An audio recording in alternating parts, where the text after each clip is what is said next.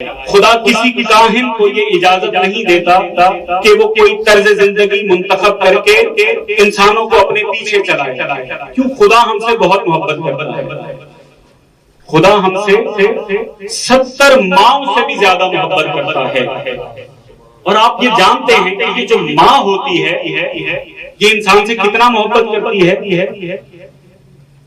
ماں اتنی محبت کرتی ہے کہ اگر بچے کو کوئی کانٹا چبھ جائے، ہاتھ میں سے خون نکل آئے، تو ماں کی کیفیت دیدنی ہوتی ہے کہ ماں ایک طرف سے کوشش کرتی ہے کہ بچہ میری پریشانی کو سمجھ نہ پائے، بچے کو یہ احساس نہ ہو کہ ماں پریشان ہے، اور یہ کوشش بھی کرتی ہے کہ کسی طرح سے اس کے درد کو کم کر لوں، اس کے درد کو میں خود لے لوں. ماں جب بھی بچہ کسی مصیبت میں ہوتا ہے تو عجیب کیفیات کا شکار ہوتی ہے، عجیب کرب سے گزرتی ہے. اور کائنات کے اندر اگر کسی کو مکمل ماں قرار دیا جا سکتا ہے تو وہ حضرت ام ابیہا فاطمہ الزہرا سلام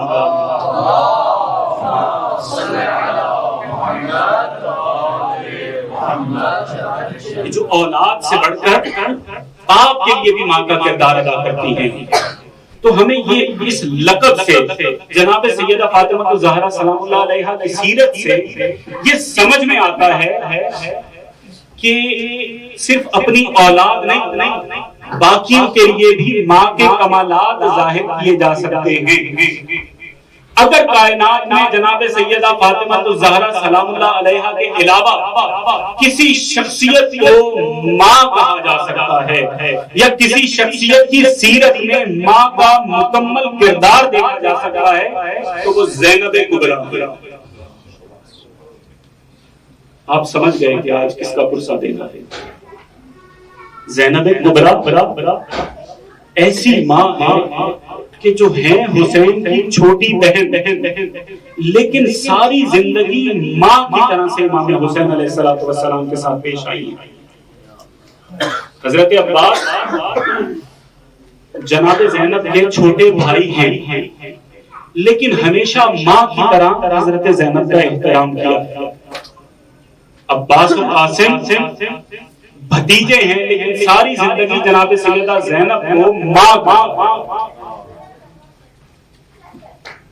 جو اس طرح سے خاندان والوں کے لیے ماں ہو تو آپ خود سوچیں کہ وہ اپنے حقیقی بچوں کے لیے کس طرح سے ماں ہوگی.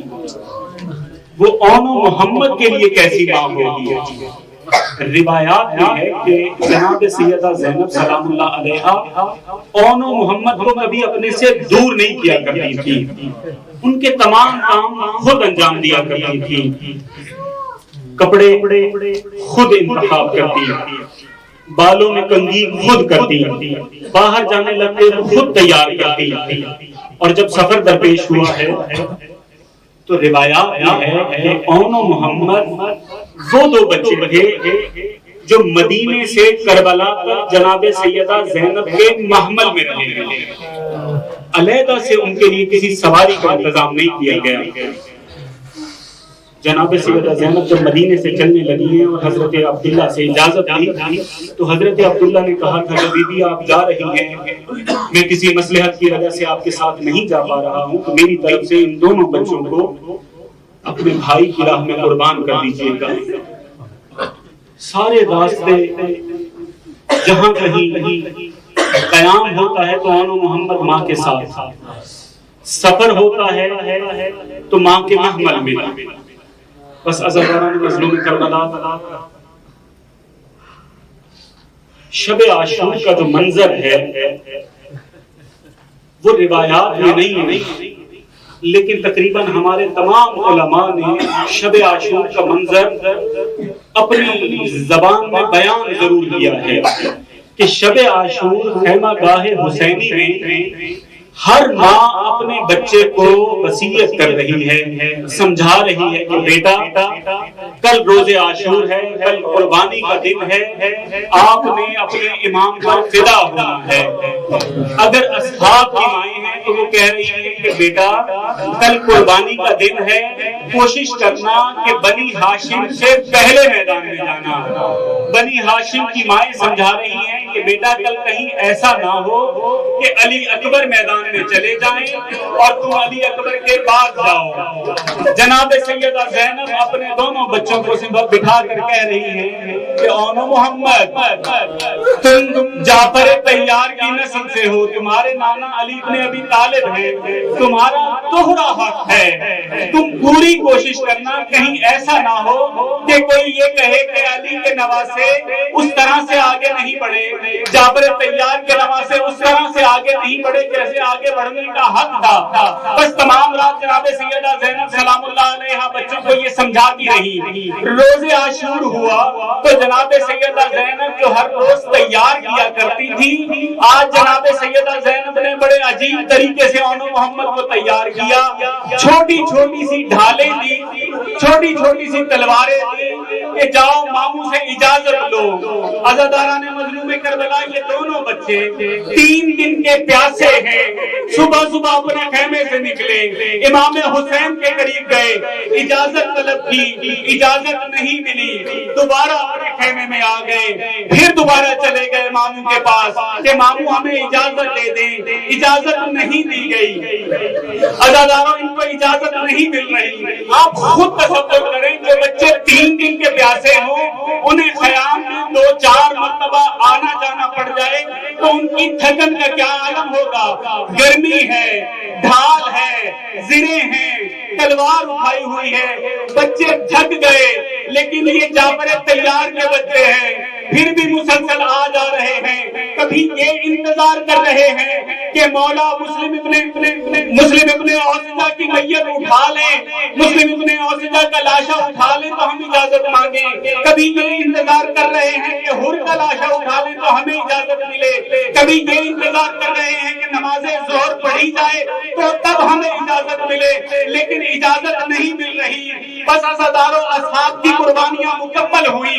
اصحاب کی قربانیاں مکمل ہونے کے بعد بنی ہاشم کی قربانیاں شروع ہوئی۔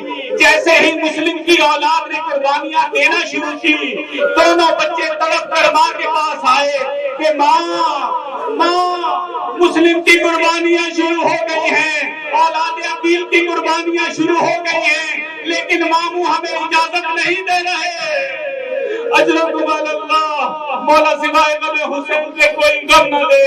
بی بی نے جب یہ سنا تو اون کا ہاتھ ایک ہاتھ میں پکڑا، محمد کا ہاتھ دوسرے ہاتھ میں پکڑا، اور دونوں کا ہاتھ پکڑ کر عزاداروں توجہ کیجئے گا، میں آپ کو کسی منزل پر لے کر جانا چاہ رہا ہوں۔ جب ان دونوں شہزادوں نے بی بی سے کہا کہ بی بی ماں آپ ہی ہماری سفارش کیجئے، دونوں بچوں کا ہاتھ پکڑ کر جناب سیدہ زینب سلام اللہ علیہا امام حسین کے خیمے میں آئی۔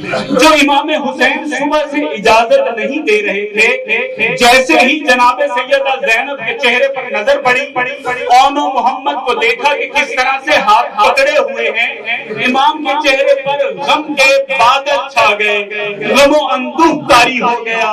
مولا نے اس سے پہلے کہ جناب سیدہ زینب اجازت مانگتی، مولا نے کہا کہ اونو محمد جاؤ بسم اللہ میدان کی طرف چلے جاؤ۔ میں پوچھوں گا مولا ابھی تو بی بی زینب نے اجازت نہیں مانگی، آپ نے اجازت دے دی، ممکن ہے مولا کہیں کہ مجھے بچپن کا ایک واقعہ یاد آ گیا، یہ جو میں نے زینب کا حلیہ دیکھا ہے، یہ جو زینب کی حالت دیکھی ہے کہ ایک ہاتھ میں اون ہے، ایک ہاتھ میں محمد ہے، مجھے ایک واقعہ یاد آ گیا ہے۔ ایسے ہی کچھ سال پہلے میری ماں میرا ہاتھ تھام کر، میرے بھائی حسن کا ہاتھ تھام کر شرابی کے دربار میں گئی تھی۔ ماں کو دیکھ کر ایک شخص نے اہانت کی تھی، توہین کی تھی۔ جب تک حسن زندہ رہا، جب تک میں زندہ ہوں، کبھی اس غم کو بھلایا نہیں ہے۔ ارے اونو محمد نازوں کے پالے ہوئے ہیں، کل 11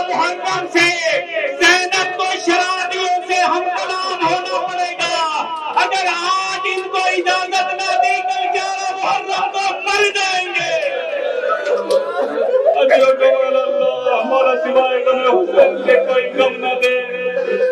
بس عزاداران مظلوم، یہ دونوں بچے آئے ہیں، جنگ شروع کی، اون و محمد کی جنگ سے لوگوں نے دیکھ کر کہنا شروع کر دیا کہ واقعہ میں علی آ گئے ہیں میدان میں، جعفر آ گئے ہیں میدان میں۔ جیسے ہی کسی ایک بھائی کو گھیرنے کی کوشش کرتے ہیں، دوسرا بھائی مدد کے لیے بڑھتا ہے۔ بس اسی حالت میں جنگ کر رہے ہیں کہ زخمی ہو کر گرے۔ زخمی ہو کر گرنے کے بعد آواز دی السلام علیک یا ابا عبداللہ۔ بس جیسے ہی بچوں نے آواز دی، امام حسین اور حضرت عباس بڑے ہیں میدان کی طرف، دونوں بھائی بڑے ہیں، دونوں بھائیوں کو لینے کے لیے ایک لاشے کو ابو الفضل عباس نے اٹھایا، ایک لاشے کو اٹھا کر امام حسین خیام کی طرف آئے ہیں۔ عزاداروں، صبح سے جب لاشیں آ رہی ہیں، بیویاں ایک کام یہ کرتی تھیں عرب کے دستور کے مطابق، جیسے ہی کوئی لاش آتی تھی بیویاں بین کیا کرتی تھی کہ کہیں کسی کی لاش کو یہ احساس نہ ہو کہ وہ غریب ہے۔ بیویاں بین کیا کرتی تھی، اون و محمد کا لاشا آیا ہے، بیویوں نے استقبال کیا، لیکن استقبال کرنے والوں میں زینب کبریٰ نہیں ہے۔ زینب کبریٰ محمد کی لاش پر نہیں آئی۔ امام حسین نے صحن خانہ میں رکھا، صحن خیام میں رکھا لاشیں کو، کبھی اون کے رخسار کو بوسہ دیتے ہیں، کبھی محمد کے رخسار کو بوسہ دیتے ہیں۔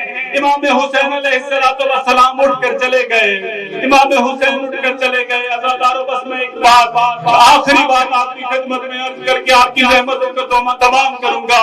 جناب سیدہ زینب چونکہ ماں ہے، جانتی ہیں حسین کے درد کو، امام حسین کے ساتھ ہمیشہ ماں کی طرح پیش آئی ہیں۔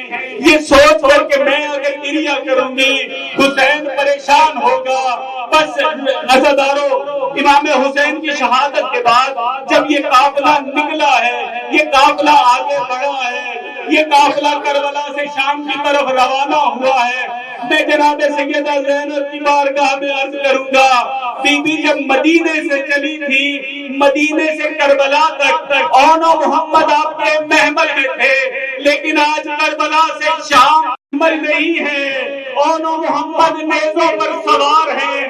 جب کبھی نیزے قریب آتے ہوں گے، مامتا جاگتی ہوگی، دل میں ہوک اٹھتی ہوگی، یہ درد اٹھتا ہوگا کہ اون و محمد تمہارے سروں میں کتنی خاک ہے، آؤ میرے لال تمہارے بال صاف کر دوں، آؤ میرے لال تمہارے چہروں سے خون صاف کر دوں۔